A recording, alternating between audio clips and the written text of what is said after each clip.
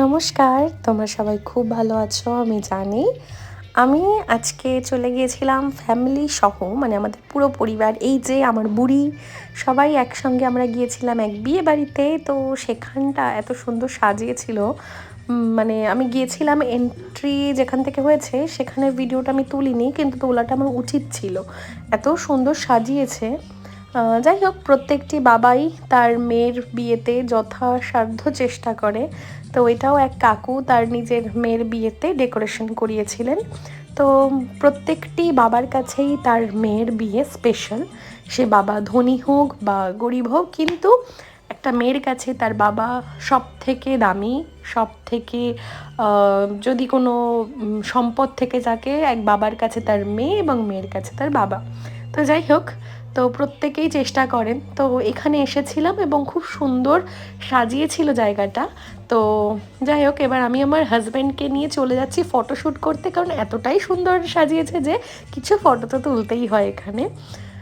তো যাই হোক, তো তোমাদের কেমন লাগলো সাজানোটা সেটা বলো। আর বেশ সুন্দর পেছনে গান চলছিল, এখানে কন্টিনিউ সবাই গান করছিল। তো লাস্টে আমরা টাইম এক্সপেন্ড করে, প্রচুর স্টলও বসেছিল, সব খাওয়া দাওয়া করে আমরা মেইন কোর্সে ঢুকেছি।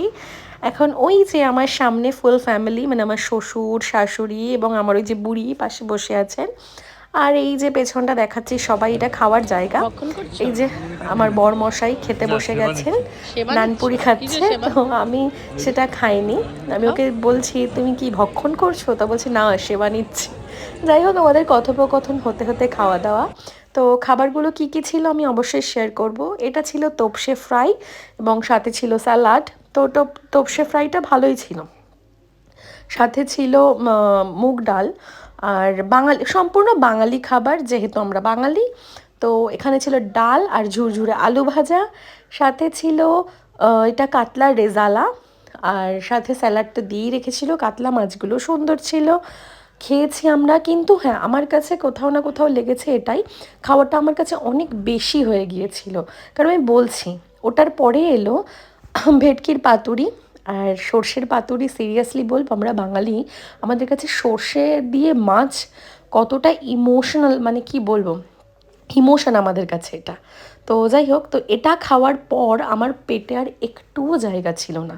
এরপরে কি চলে আসলো না, বাসন্তী পোলাও আর মাটন। এই কম্বিনেশনটা কেউ ছাড়ি কি করে, পেট বলছে নিতু তুই এবার থেমে যা, আর জিভ বলছে না না খেয়ে যা। যাই হোক, তা লাস্টে আমাদের চাটনি দিয়ে আর পাঁপড় দার কম্বিনেশনটা খেয়ে আমাদের দারুণ লাগলো, এবং লাস্টে একটা সুন্দর পারফরমেন্স দেখলাম, তোমরাও দেখো।